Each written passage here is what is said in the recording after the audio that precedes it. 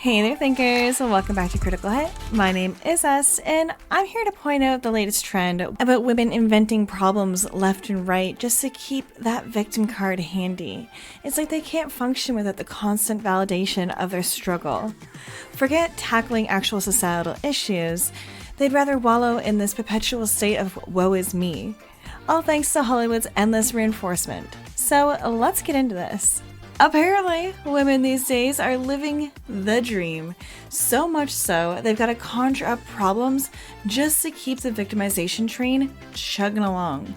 I mean, who needs a genuine gratitude or, God forbid, addressing actual societal issues when you can just ride the equality and feminism bandwagon? And guess what? Hollywood's playing its part too, peddling the whole mysterious gender pay gap nonsense. And guess who's the casualty of this melodrama?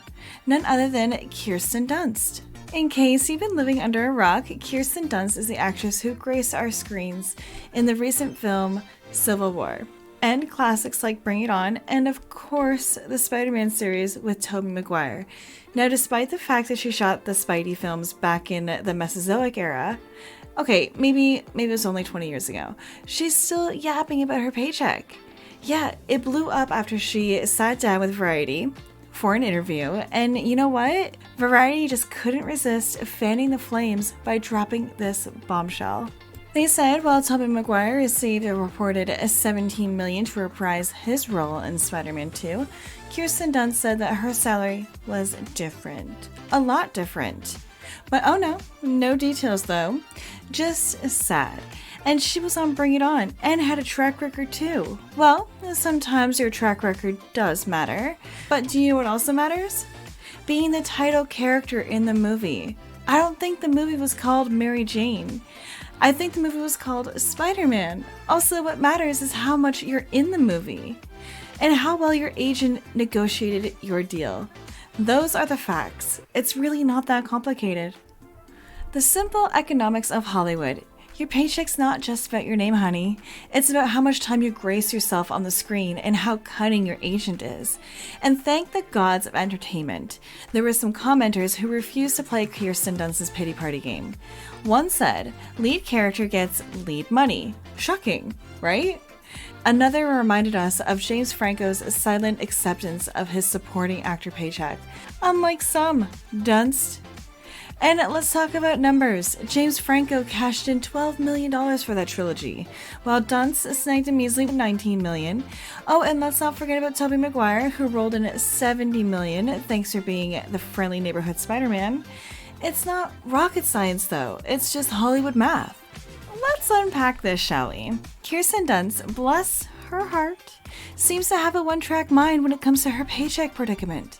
She's like a broken record stuck on the topic of pay disparity, and honestly, it's getting old. She even had the audacity to compare her situation to Chris Pine getting miffed about his paycheck in Wonder Woman 84. Newsflash, Kirsten, wage gaps exist, but they're not always rooted in gender discrimination. It's about the job, the industry, your skill level, and how much you bring to the table. But Dunst, bless her heart, just won't drop it. She keeps harping on about her major pay disparity with the lead actor, conveniently avoiding the gender card. Sorry, Kirsten, but playing the victim won't score you any sympathy points here. It's time to face the music and move on. You didn't bat an eye back then when you signed that contract because you were a sidekick, not the star.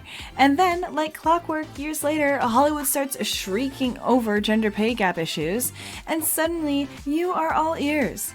Oh, maybe I'm oppressed too. Give me a break.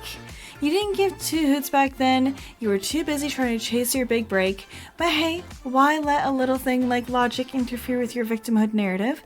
And don't even get me started on the whole I was young, I didn't know better spiel. Maybe it wasn't about your gender after all. Maybe it was a good old-fashioned ambition driving you to snatch up any opportunity that came your way. Welcome to the real world. It's called climbing the ladder, and it's definitely not for the faint of heart. And we have Kirsten here with another round of money isn't everything spiel. Like, spare us the sob story, will you?